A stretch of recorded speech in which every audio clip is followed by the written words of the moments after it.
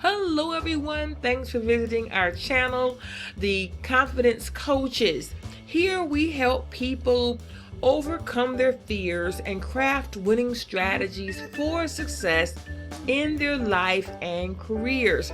Today we're talking about imposter syndrome at work. It is a very common phenomenon affecting about 70% of the people in our society.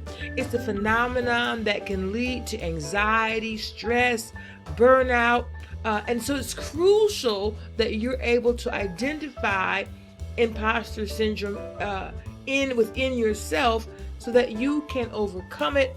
It's important that you acknowledge it and are aware of it in other individuals so that you can help them.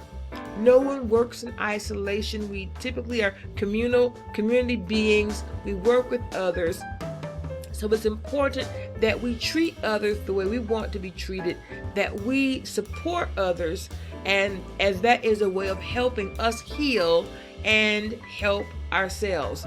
And it's part of creating that supportive network of healing that helps us be able to move forward and progress and overcome. So imposter syndrome affects many people. It's prevalent among high achievers like you. You're probably a high achiever, and that's why you're watching this. It's also prevalent among women and minorities, in which they feel they have additional pressure to succeed or prove themselves that they are as good as everyone else.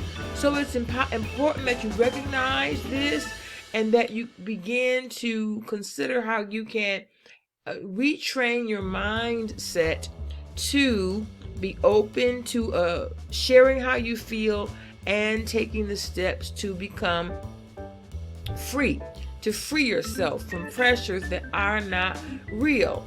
So one of the things that need to do is recognize when you are being overwhelmed by self-doubt.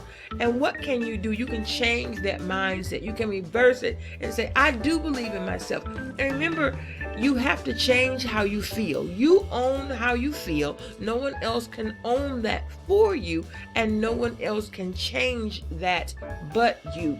So you have to be invested in yourself.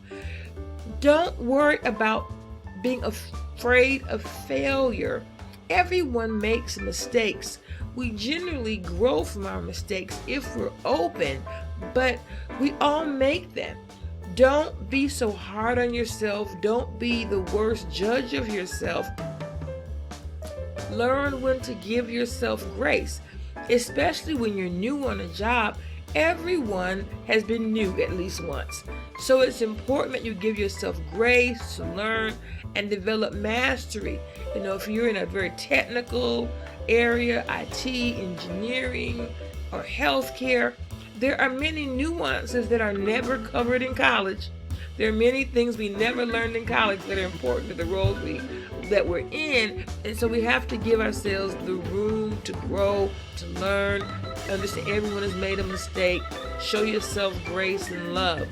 And that you have to understand that life is not about just luck. Success is about being able to grow, being willing to learn from your mistakes, be a lifetime learner, and learning how to work with others and communicate. Some people are not just lucky because they have the right parents or they have the right neighborhood. Much of success is about you being willing to embrace your gifts and talents, making yourself available to learn, to express yourself, and be a part of teams where you can contribute, where you can make a difference, and where you're giving yourself time to mature and to develop mastery. Also, being a perfectionist is a sign of imposter syndrome.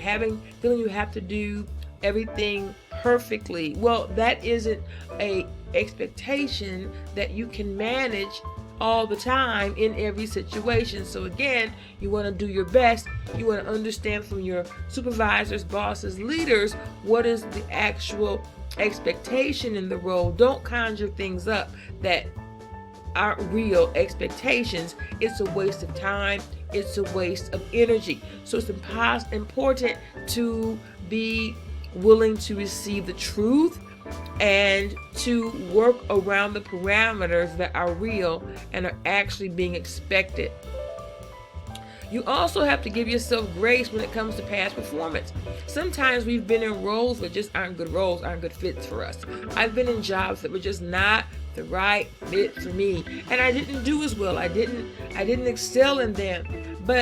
And so sometimes you're in a role that just isn't a good fit. Then just find something else to do. Be honest.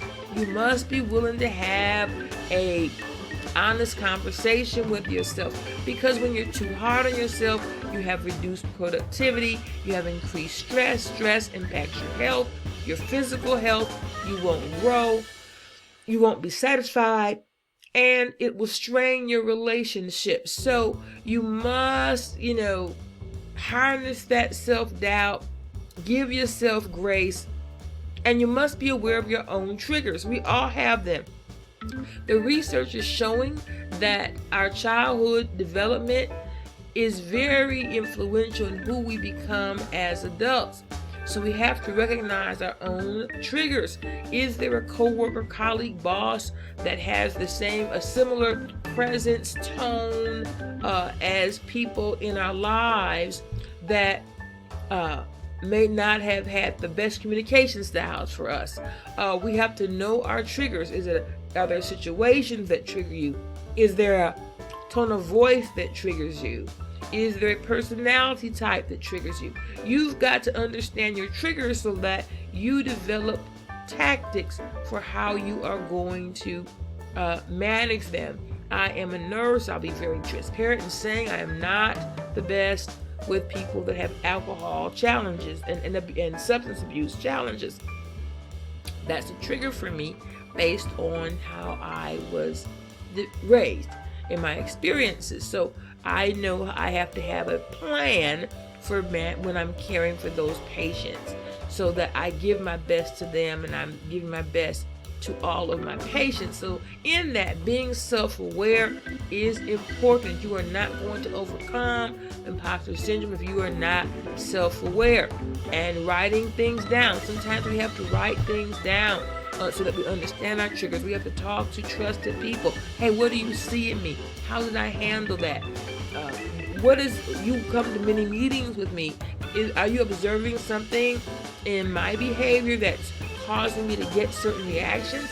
It might not feel good at first, but the only way to win is to get the truth, is to win with the truth, so that you have the truth and the arsenal to challenge negative thoughts. Just don't, you talk to yourself more than you talk to anybody else. When negative thoughts come, just swipe them away and replace them with positivity.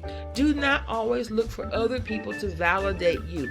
You must be willing to validate yourself and understand your true worth and value, so that you reframe your mindset to something positive, creating a positive mindset in which you have compassion for yourself, and that will allow you to have compassion for others. You cannot treat others and give what you do not yet have for yourself.